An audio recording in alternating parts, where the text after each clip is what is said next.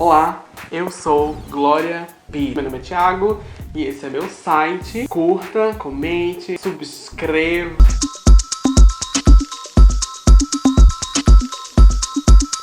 Hoje eu vou falar sobre Dragon Prince. Dragon Prince é uma coisa que existe, tá? Não tô inventando, não. É uma animação que tem na Netflix, dos mesmos criadores de Avatar. Lembra de Avatar? Esse Avatar aqui, tá? Não é esse Avatar aqui, não. Mas antes de falar de Dragon Prince, que eu adoro, eu quero falar de uma coisa que eu não gosto muito, que é uma trope. Eu não queria falar em inglês. Eu acho que é um dos poucos clichês que tem todo tipo de história, desde novela da Globo até filme cult. Funciona da seguinte maneira: dois personagens. A personagem A, que é a Sheila, e a personagem B, que é a Gleice. Sheila e Gleice. Peraí. Sheila e Gleice não se gostam muito, mas por algum motivo elas precisam conviver. Gleice esconde um segredo terrível de Sheila. Contar esse segredo significa que Sheila vai ficar com muita raiva, talvez. E aí Gleice não consegue contar. Ela vai deixando pra depois. Depois eu conto. Ela tenta contar e aí alguma coisa acontece. Um gato aparece, um monstro aparece. Esse segredo fica, ó, passando de episódio a episódio. E assim, você já sabe onde vai dar isso, né? Obviamente, Sheila vai descobrir qual é o segredo sozinha e ela vai ficar muito revoltada com Gleice. Você mentiu pra mim, Gleice. É sempre assim. Eu odeio esse tipo de história.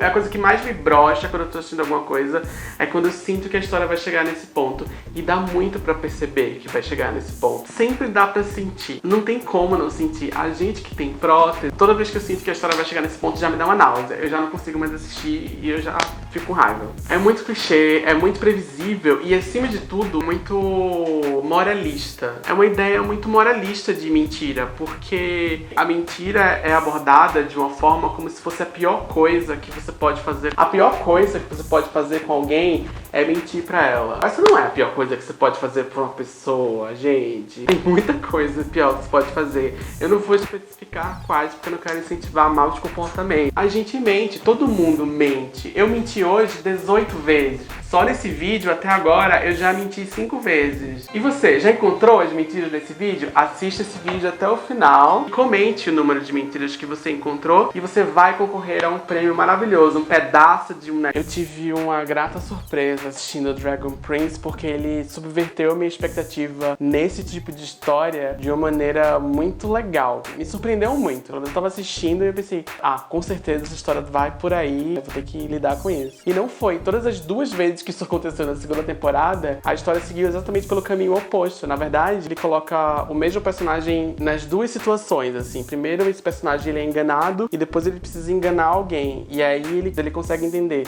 Putz, entendi porque que você mentiu pra mim, porque eu não consigo falar a verdade aqui. É uma maneira honesta de falar sobre mentira. E às vezes a gente tem que mentir, gente, não tem o que fazer. Você vai ter que falar pra sua mãe que tá tudo bem, ou você vai ter que falar pro seu namorado que eu sou Glória Pires. Tem poucas histórias que lidam com mentira de uma maneira que eu gosto. Histórias de espionagem, a mentira tá sempre ali, né? Ou o personagem principal, que, sei lá, é um espião, ele precisa esconder das pessoas que ele é um espião, ou ele precisa lidar com o fato de que todo mundo da firma tá mentindo pra ele, que a Neide do financeiro tá mentindo pra ele todos os dias. Se você vive num ambiente, num contexto em que todo mundo tá mentindo pra você o tempo todo, talvez isso afete um pouco a sua saúde mental. Eu não vou especificar se afeta ou não, mas eu acho que sim, né? E eu lembro de Alias, uma série que eu amava quando eu era jovem, há muito tempo, que era com a Jennifer Garner. Ela lidava com mentira o tempo todo, mas não tinha uma moral sobre mentira nessa série, eu acho, pelo que eu me lembro. Na verdade, acontecia todo tipo de coisa horrível com todo mundo que ela conhecia, independente dela contar a verdade ou não. Aliás, no primeiro episódio, o noivo dela é assassinado justamente porque ela conta a verdade pra ele. Spoilers, avisando aqui de uma série que acabou 15 anos atrás. Ele morreu porque ela contou a verdade pra ele, e isso é uma questão durante pelo menos a primeira temporada, de que ela não pode contar a verdade pras pessoas, porque as pessoas podem se machucar. Mas aí o que acontece? O melhor amigo dela, que é o Will, ele descobre mesmo assim, ele descobre sozinho. E o que acontece com ele?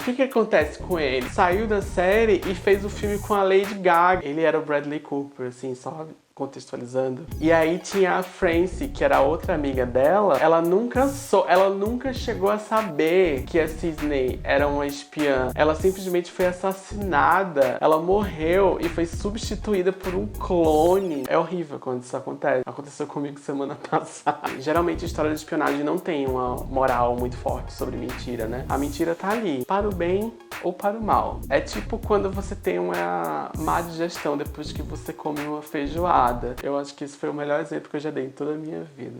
Tem o gibi, que é um dos meus gibis preferidos, recentes, que é o gibi da Mulher-Aranha. Eu não lembro quem foi que escreveu. Eu vou colocar o nome do cara aqui em algum lugar.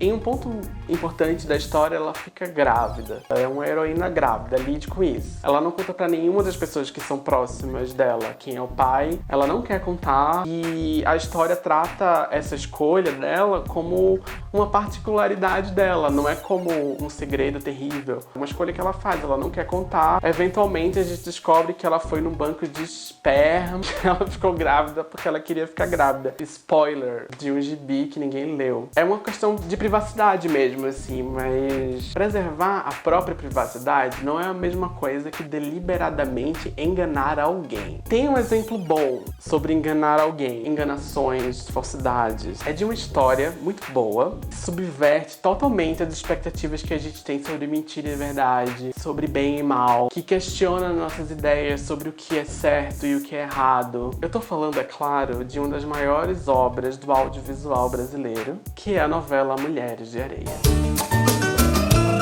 Essa novela é maravilhosa, de 1993, tinha Glória Pires. Todo mundo lembra de Mulheres de Areia. Da premissa básica de Mulheres de Areia, a Ruth é a boa e a Raquel é a má, certo? Uma é boa, outra é má. Uma é honesta, outra é desonesta. Uma trai, outra não... Na verdade, o contrário, né? Uma trai e outra não trai. Elas conhecem um cara chamado Marcos. Eu acho que é Marcos. Eu não lembro exatamente os detalhes, mas vem comigo, vai dar certo. A Ruth é apaixonada pelo Marcos e a Raquel, ela quer ficar com o Marcos porque ele é rico. No fim das contas, quem casa com o Marcos é a Raquel. A Raquel, ela é muito ardilosa. E a Ruth fica lá na casa dela. A Ruth é pobre, triste, sozinha, com o cabelo amarrado, sempre aqui assim, ó. E a Raquel sempre com o cabelo solto, super sedoso. A Raquel é a pior pessoa que tem. Ela faz tudo de errado. Ela mente o tempo inteiro. Horrível. Ela trai o Marcos. E o Marcos é um banana, né? Porque ele gosta da Ruth e tal. Ele é apaixonado pela Ruth também. Mas ele acabou casando com a Raquel. Por quê? Eu não lembro qual foi o contexto que isso aconteceu. Mas o ponto que eu quero chegar é que tem um acidente num barco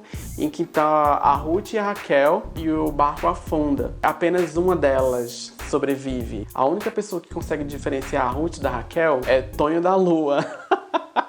O Tonho da Lua, ele reconhece que quem sobreviveu foi a Ruth, mas ele fala pra todo mundo que quem sobreviveu foi a Raquel.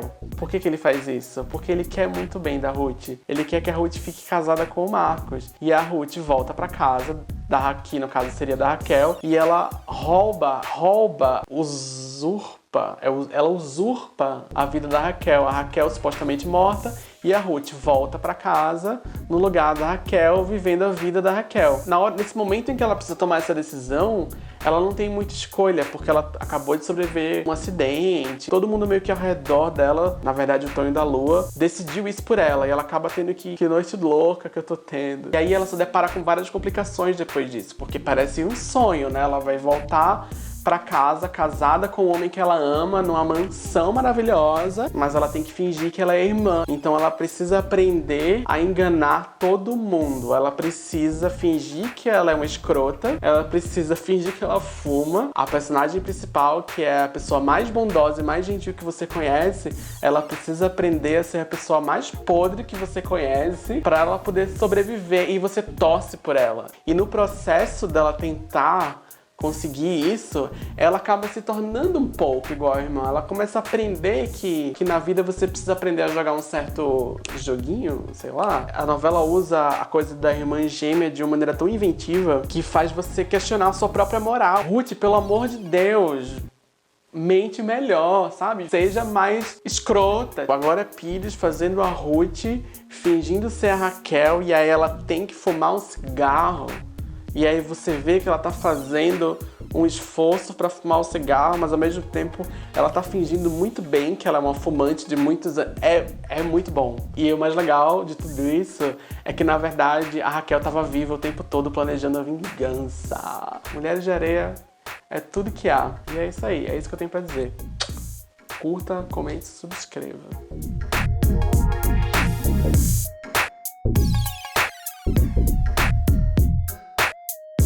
Tá faltando irmãos gêmeos. Eu acho que tá faltando histórias de irmãos gêmeos. Eu acho que a gente não tem histórias de irmãos gêmeos suficiente no mundo. Eu acho que a gente precisa de mais disso.